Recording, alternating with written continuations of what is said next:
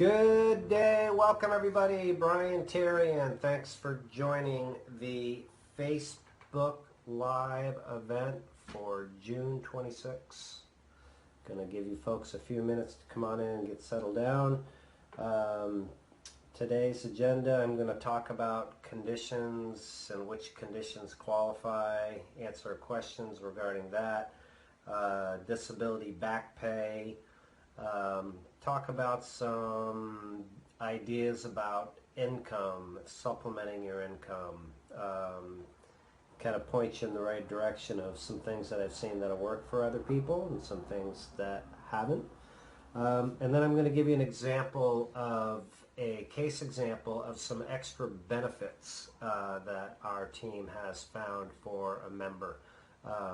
We have several examples of these, but I'm just going to profile this one right now. So that's what's on tap. And before we get started, in speaking with a lot of our members out there, there is this surge of interest in use of CBDs, medical marijuana, all of that, which, hi Maris, which I don't use. I don't have a need for it, but in respect of those folks, I have on a shirt today that is made of hemp, and it's a great summer shirt.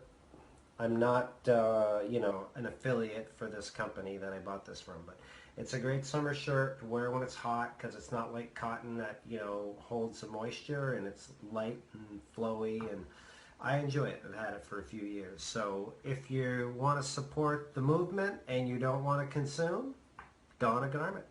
You can do it. Okay, so let's get started.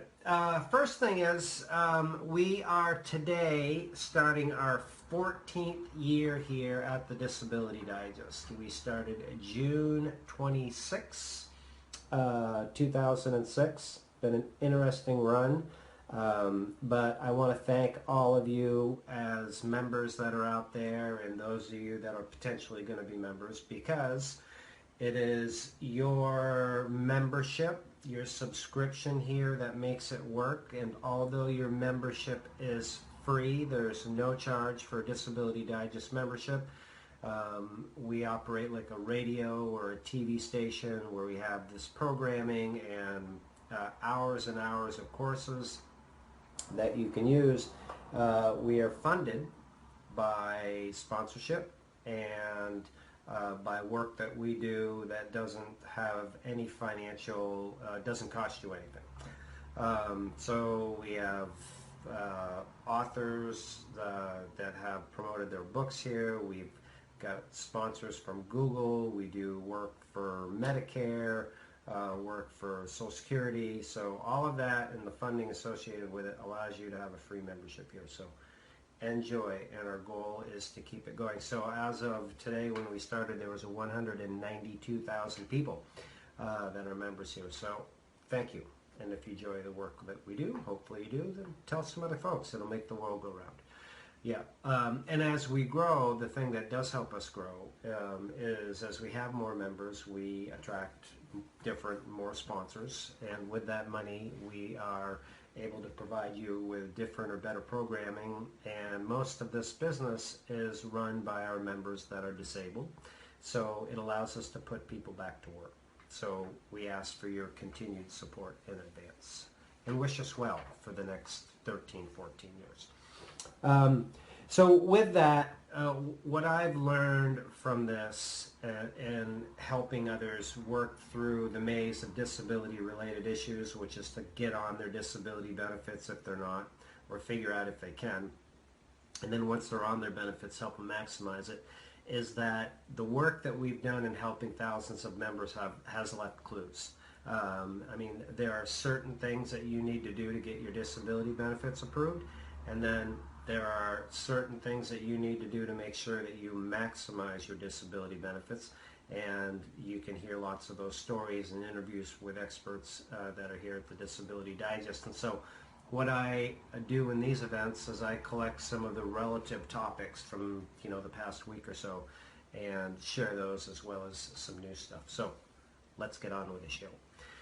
A question from Valerie, and I'm going to make this a little generic, and there are lots of other questions that are like this. So Valerie writes in, I'm struggling with an autoimmune condition, and I wanted to know if you've had any success getting disability cases like this approved.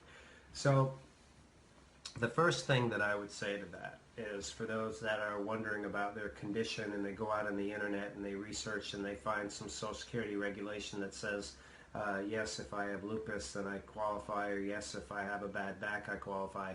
Well, that's not exactly it. It's not the condition that determines that you will qualify for your disability benefits or stay on them, for that matter. It's the severity of it.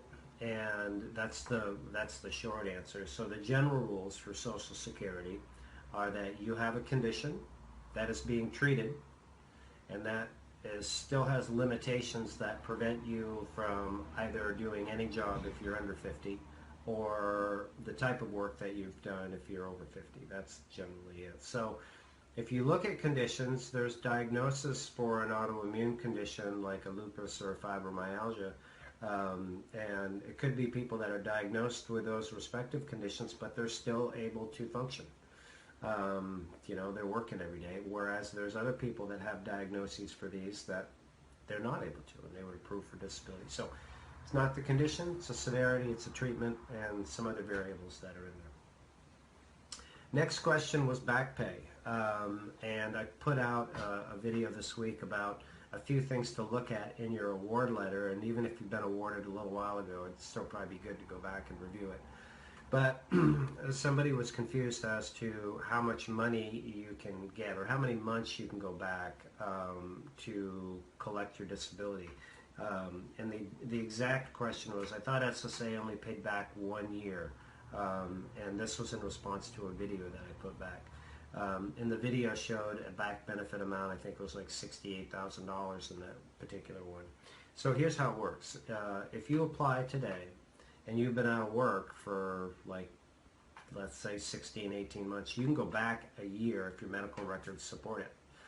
And you can pick up 12 months going back. And then if you apply today and you've got 12 months in arrears that you're working on, and then you get approved at the 10-month mark, then you've got a total of 22 months of back benefits that you can collect.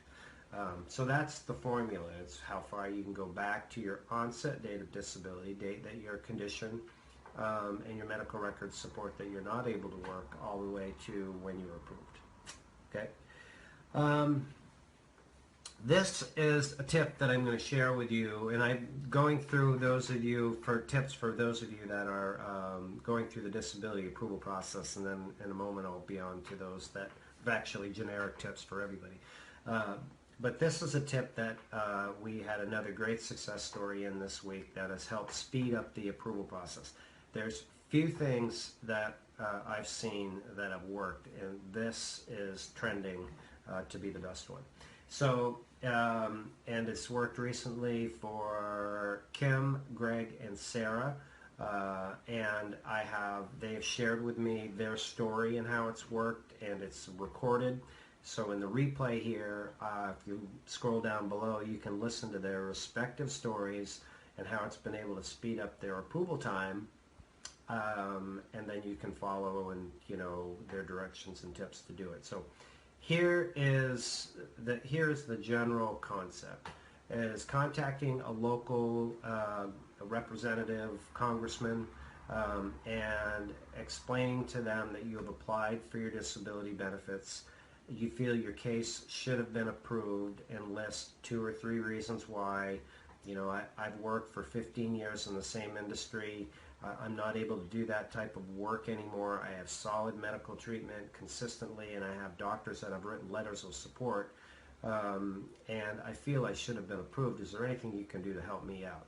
That's one kind of example. Or some of the above, saying, well, listen, it's so tight right now, I think this case should have been approved.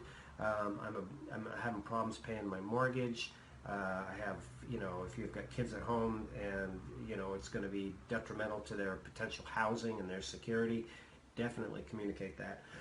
And then So that's your story. 2 sentences or less if you can when you're communicating with your representative, and ask them if they can help. And typically they do, especially if you catch them in a really good election cycle. So where we find this most effective is after somebody has gone through their initial application, applied, and been denied. The next stage is called reconsideration, the reconsideration phase. And that is in all but 10 states, I think it's 10, that there is this reconsideration phase. But regardless, it's after your first application has been denied is where we've seen this be effective. Because in the beginning, you put your application in, they haven't decided on it, right? So you really can't use the spiel that, hey, my case has been denied, because it hasn't. So after your case has been denied. And I would make sure you have things good and tight. I mean, if you haven't been going to the doctor and you don't have good medical evidence and you're going to go and do this, I just don't think it's going to be as effective because it's difficult to get a case approved unless you have all the right things in line. So that means doing it right from the beginning, and that's what we teach you to do right here. Okay, so that'll be in the beginning. So a few things on working. I had a recent conversation with a member, Tracy, who was in the Midwest. And she was considering filing for disability, had an autoimmune condition, but was looking at also retooling and going back out into the workplace, which we brainstormed and I encouraged her to do. But what I want to bring up from this conversation is she said, well, you know what I'm really thinking of doing and pursuing is I want to work in real estate because I can control my own schedule. And I said, well, that's good. That could work for you because you can control your own schedule. But here's a few things I suggest that you consider.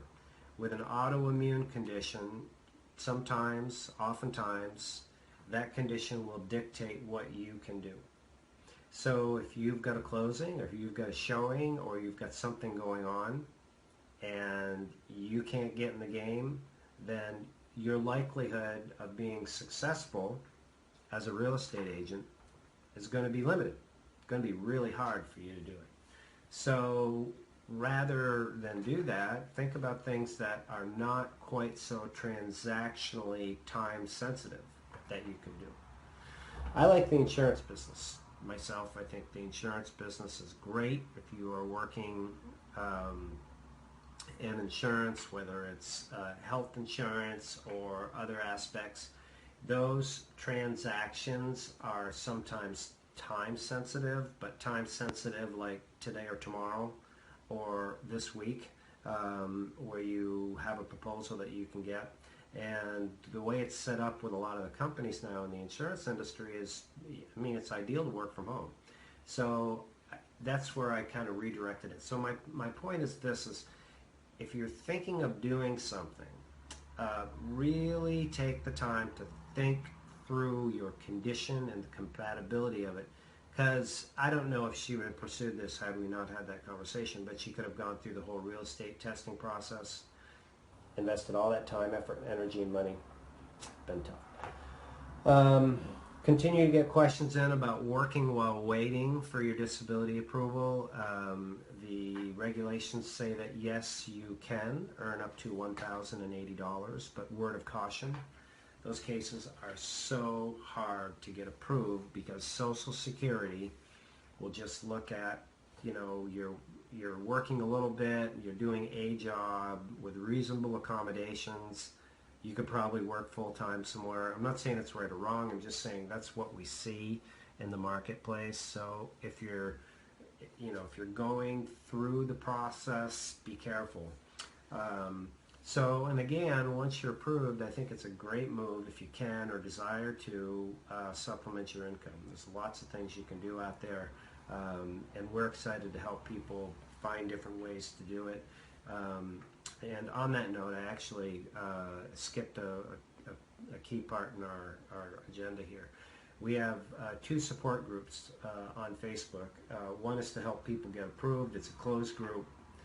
We help 45, 50 people at a time go through, get approved. When somebody gets approved, then they go out and others come in. So that's one group that we have on Facebook. And the other group that we have is how to help people maximize their income. And you can maximize your income in two common ways. You can increase your income, and you can make sure you're maximizing your benefits. So people come into that group and we teach them how to do that. So what I'm seeing with people that come into these groups, they come in, and those that are in there, they get results and they have special treatment. They've got a coach in there, all that stuff. There's no charge. But people come in, request to join, and then they don't answer the questions. And then we deny them. And and then they get mad. So if you want to join with these groups, we're here to help you. But you've got to, you can't blame us if you don't follow the rules and answer the questions. So just pay attention to the questions that are asked so you can get in the group and get help. And if you don't do it, well, I can't say don't get mad at us. You can get mad at us, I guess, but that's the rules of the game. We all have to have rules. Okay, last thing I want to cover today is I want to give you an example of one of the members that we helped in maximizing their benefits. And so we have a team here that are healthcare specialists, Medicare specialists, and what they do is they help people maximize their benefits. And people that are Medicare eligible is where the most amount of benefits are. So here's one example of an individual in the Tampa, Florida area, and you can go out and find this exact plan. That's on Medicare.gov. It's an extra benefit. It's a benefits plan from Humana. It's called Humana Gold, H1036-268. And I'd say that so you don't know, I'm not making it up. So here's the situation. Individual was paying for Medicare Part B, $135.50 a month, and had another Medicare Advantage program that had some other benefits in it that covered her doctors and her medications, and that's basically what she had. But she was paying $135.50 and really didn't have any other benefits. So it had come to us because she was looking for a free gym membership, had some chronic pain issues, and was looking to get into a gym so she could use, water therapy and feel better. So we started looking for plans in the area, and she hadn't looked in a couple years. Classic example. So what we found was a plan that pays her $60 a month back, which is what they call a Plan B buyback. So instead of the $135.50, she has a $60 reduction on that. So she saves $720 a year back in her pocket. Boom. Second thing is she has $30 a month in shopping credits where you can buy common goods from like a Walgreens that you would use at the house. So $30 a month. So that's another $360 a year. Slight reduction in her Medicare, in her prescriptions that she was using. I think there was only like 5, but a slight reduction. And she had no charge to go to her primary doctor, which was important to her. And the primary doctor was in the network. And so this was $1,000 she saved just by having it checked out by us. So I encourage people, you can do this on your own. You can go out, you can dig through all the information that's out there. In certain states here, we do it for you for free. We help you find the plan. There's no charge for this. And if you get on the plan and like the plan, it's the same price for the plan. There's no premium for this plan anyway. So you wouldn't pay any more. It's just like using a search engine to find flights to go somewhere. So that's how it works. So those are the few tips that we have for this week. I hope you enjoy these events. Would welcome your comments, questions for future events. Always do. There will not be a Facebook Live event next week. We are right on the verge of the holiday for July 4th, so have some family commitments, but we'll be back after that. So I thank you for your time and attention. This has been Brian Terrian. Make it a great day, and we hope to see you soon. Thanks.